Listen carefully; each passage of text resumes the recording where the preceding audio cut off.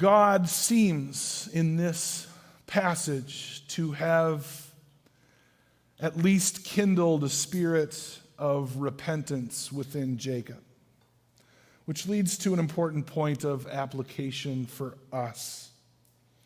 An encounter with God is validated only when it affects our relationships to other people.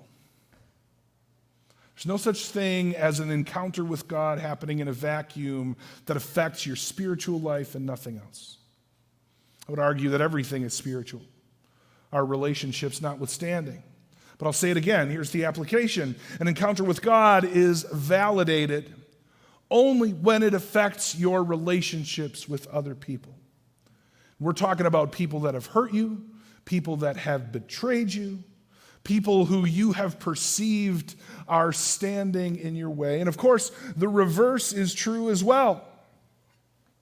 Your attitude toward people that you have mistreated, that you have envied, that you have resented. These issues must be confronted and dealt with. As transformed people, named by God and reconciled to God, we are called to pursue reconciliation with others as well. Now, Jacob is likely, in his mind anyway, facing the greatest challenge of his entire life. Yes, he's received God's promises. Yes, he has a new limp and he has a new name, but Jacob still faces an old problem. Esau is coming. And Esau is not coming alone. Esau is coming accompanied by 400 strong, tough, armed men. It doesn't look good. But what looks like potentially a violent end for Jacob becomes one of the greatest reconciliation stories in the Old Testament, if not the entire Bible.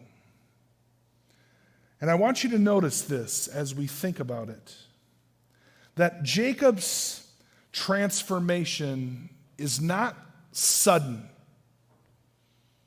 It's steady, though. Slow and steady. Jacob's transformation, as you look at his story, as you look at the events of his life, and you think, we're skipping ahead years and years and years, it's not a lot of progress, but it's some progress. His transformation is not sudden, but steady. So God had to deal with Jacob before Jacob could deal with Esau. And it serves as a good reminder that when a person says yes to God, something does happen. Something does happen. They start making things right with others. They start to desire and pursue reconciliation. It's that simple.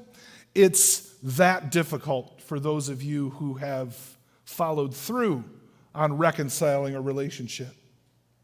But for a Christian, for a believer, reconciliation becomes a life priority. It becomes a heart necessity.